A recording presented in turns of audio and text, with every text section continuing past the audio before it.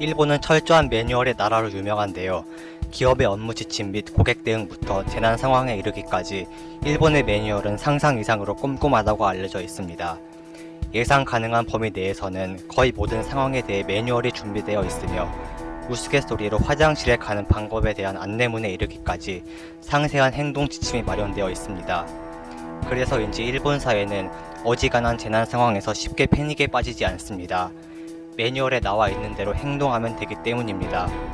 과거의 예로서 수많은 주택이 무너지고 고속도로와 항구가 파괴될 정도로 강력했던 1995년 효고현 남부지진, 그리고 공항이 침수되고 다리가 끊어질 정도로 강력했던 2018년 태풍 제비 등의 대형 재난에서 일본이 보여준 일사불란하고 질서 있는 대피, 예상을 초월한 빠른 복구를 보며 국제사회는 과연 일본은 선진국이다 라며 고개를 끄덕이게 했습니다. 이것은 매뉴얼에 기록되어 있는 범위 안에 있었기 때문입니다. 물론 이처럼 일본식 매뉴얼 사회의 장점도 분명히 있습니다. 문제는 세상이 그렇게 만만하지 않다는 것이죠. 매뉴얼에 있는 대로 움직인다고 해서 문제가 다 해결되면 세상 살기 참 편하지 않겠습니까? 단순 제조업 시대였던 20세기에는 매뉴얼 문화가 일본의 강점이 되어 일본을 경제 대국으로 만드는 데 기여하였다는 주장도 있습니다. 하지만 글로벌 시대, 예측 불가능한 시대, 디지털 시대인 21세기에는 오히려 매뉴얼로 인한 특유의 침체성, 폐쇄성이 단점이 되어 일본 기업의 경쟁력은 점차 저물어가고 특히 창의력을 요구하는 IT 산업과 반도체 첨단 산업은 파멸적인 상태입니다. 일례로 일본의 카카오톡으로도 불리는 일본의 전 국민적 통신앱 기업인 라인은 우리나라 기업인 네이버가 100%의 지분을 소유하고 있을 정도로 21세기 일본은 우리나라의 IT 식민지가 되어버렸습니다. 이와 같이 매뉴얼의 범위를 벗어나는 상황 또는 역대급 규모의 재난, 상상도 못한 엉뚱한 긴급 사태에 직면하면 일본 사회는 누구도 책임 있는 결정을 내리지 못하면서 우왕좌왕하는 모습을 보여주곤 했습니다. 지진, 쓰나미 같은 자연재해 상황은 물론이고 일본의 이런 모습은 심지어 스포츠 경기, 특히 한일전에서도 나타나기도 했습니다. 과거 우리나라와의 스포츠 경기에서 일본 팀은 게임 작전대로 진행될 때는 난공불락의 퍼포먼스를 보여주다가도 매뉴얼에 예비되어 있지 않은 돌발 상황이 발생하면 갑자기 조직력과 수행 능력이 순식간에 무너지며 대한민국 팀의 어이없는 역전을 허용하고 하는 코미디를 자주 보여주었습니다. 이처럼 매뉴얼에 적혀있지 않은 상황이 발생하면 일본 사회는 이게 아닌 게벼 하고 모두가 패닉 상태에 빠지고 결국 엽기적인 결과를 초래하고 마는 결과를 항상 접하게 됩니다. 과거에는 단순 제조업 산업이었던 자동차 산업도 전기자동차, 자율주행 등의 최첨단 기술이 등장하자 20세기에는 매뉴얼 기업 문화를 통해 세계 굴지의 지위를 차지하고 있던 일본의 자동차 산업도 21세기에는 전멸의 위기에 처해 있습니다. 일본의 자동차 기업 닛산의 전 회장이었던 카를로스 고는 일본의 매뉴얼 전통을 비판하며 일본인들은 준비와 계획, 이해까지 많은 시간이 걸린다. 그들은 완전히 이해한 뒤에는 빠르게 움직이지만 그 전까지는 매우 느리다. 라고 지적한 바 있습니다. 그런데 카를로스 곤 전 회장은 결국 도쿄지방검찰청 특별수사부에 의해 체포되어 감옥살이를 할 뻔하다가 극적으로 일본에서 탈출을 성공했습니다. 아이러니하게도 카를로스 회장의 탈출 사건도 매뉴얼에는 없는 너무나도 돌발적인 사건인 탓에 일본은 허무하게 그의 탈출을 허용하게 된 것입니다. 도쿄지방검찰청 측은 금융상품거래법 위반, 특수배임 등의 혐의를 내세우고 있지만 앞서 일본의 매뉴얼 문화를 비판한 내용처럼 항상 일본의 전통적 가치관과 늘 충돌을 겪던 카를로스 씨는 일본 기득권 세력에 있어서 성가신 두뇌가시였고 진실은 아직도 밝혀지지 않고 있습니다. 한편 이러한 매뉴얼 전통이 이제는 코로나 시대에서도 심각한 단점을 드러내고 있습니다. 코로나 바이러스는 빠르게 변종을 만들어가면서 번식을 하는 등 예측 불가능한 괴물이므로 어떤 방식으로 대처해야 할지 매뉴얼을 검색하고 있다가는 싸워서 이길 수가 없기 때문입니다. 오미크론 변이 바이러스의 존재가 밝혀지자 자민당 기시다 총리는 전 세계로부터의 원칙적 일본 상륙 금지 조치를 내린 후 예외적으로 입국이 허용된 사람들에게는 숙박시설에 머무르도록 요구하고 있습니다. 그런데 오미크론의 감염 확대로 도쿄에 위치한 하네다 공항 및 나리타 공항 주변의 숙박시설 사용률이 한때 90%를 넘어 일부의 입국자는 수백 킬로미터나 떨어진 지방의 공항으로 이동해 그 주변 시설에 숙박하게 하고 있다는 황당한 소식이 전해지고 있습니다. 일본 정부는 오미크론 확진자가 확인된 국가로부터의 입국자에게는 검역소가 지정하는 숙박시설에 3일간에서 10일간 머물도록 요구하고 있습니다.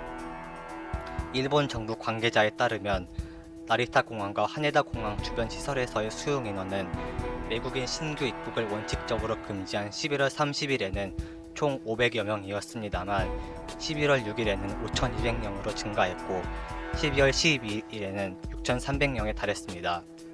일본 정부가 확보한 대기자 수용시설의 사용률은 12월 6일에는 90%를 넘었지만 이후 숙박시설을 더 확보하여 60% 전반으로 낮아졌으나 다시 증가세로 돌아서 12월 12일에는 60% 후반입니다. 해외에서 오미크론 변이의 감염이 급속히 확대되고 있다는 이유로 일본 후생노동성은 대기자 수용시설의 사용률이 급격히 상승할 가능성이 있다고 보고 도쿄 또는 수도권 공항에 입국한 사람의 일부를 오사카나 후쿠오카 등 지방 소재 공항 등에 이동시킨 다음 그 주변의 숙박시설에 대기하도록 하는 황당한 대응을 취하고 있는 것입니다. 이런 어이없는 시책 또한 매뉴얼에는 없었던 오미크론 변이에 꼼짝없이 당한 결과입니다. 과거에도 코로나 방역을 핑계로 수도권에 입국한 사람들을 지방으로 이송한 경우는 가끔 있었지만 이번 겨울에는 이른바 지방 유배가 더욱더 확대될 전망입니다. 일본에 귀국하는 일본인과 외국인의 수는 이번 주말에 피크를 맞이해 크리스마스 전후까지 지속될 전망으로 후생노동성이 입국자를 대기시킬 지방 소재 호텔 등의 확보를 진행시키고 있는 것입니다. 실제로 미국에서 귀국한 한 남성은 수도권의 나리타 공항에 입국했습니다만 일본 정부 기관의 지시로 후쿠오카의 호텔로 이동해 3일간 대기 생활을 하게 된 엽기적인 소식이 전해졌습니다. 이 남성은 12월 7일 오후 3시 캘리포니아에서 귀국해 나리타 공항에 도착했는데 도착하고 공항에서 갑자기 행선지를 전해 듣고 불안이 컸다고 당시 심경을 말했습니다. 캘리포니아에서 일본에 입국할 때는 일본 정부가 지정하는 시설에서 3일간 대기를 할 필요가 있습니다만 후쿠오카의 호텔에서 대기해야 한다는 지시를 받은 것입니다. 후쿠오카에서 도쿄까지의 거리를 생각해보면 인천공항에 입국했는데 갑자기 제주공항에 강제 이송된 것과 비슷합니다. 아무튼 이 남성은 오후 7시경 나리타 공항에서 전세기에 탑승하여 후쿠오카 공항에 강제로 보내진 후 버스로 이동하여 후쿠오카 시내 호텔에 도착하자 오후 11시를 넘었다고 합니다. 도쿄 나리타 공항 전세기에는 40명 정도가 타고 있었고 대기 기간이 끝나자 비행기를 타고 다시 나리타 공항으로 돌아오는 코미디쇼가 연출되었습니다. 이 남성은 설마 수도권에서 후쿠오카까지 간다고는 생각도 하지 못했기 때문에 당황했다. 공항에서 후쿠오카로 간다고 전해 듣고 불안감이 컸다. 최소한 정부 또는 항공사 측에서 스케줄을 사전에 알려주었더라면 좋았을 것이다 라고 이야기했습니다. 일본 SN에서는 나리타 공항에 귀국한 뒤 센다이 또는 나고야 등 지방 공항으로 이동해 호텔에 대기했다는 투고가 잇따르고 있습니다. 이 중 센다이의 호텔로 이동했다는 한 일본인은 당초 호텔이 센다이가 된다고 들었을 때 농담인 줄 알고 주위가 폭소를 터뜨렸다는 이야기를 소개했습니다.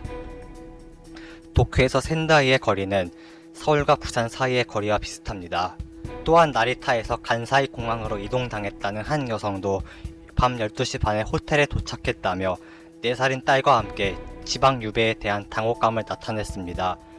관련 부처의 매뉴얼에 의하면 입국자용 대기시설의 조건으로서 입국자를 즉시 이동시키기 위해 공항 근처에 있어야 하며 감염 대책을 철저히 하기 위해 방 단위가 아닌 시설 전체를 빌리는 것 등이 필요합니다.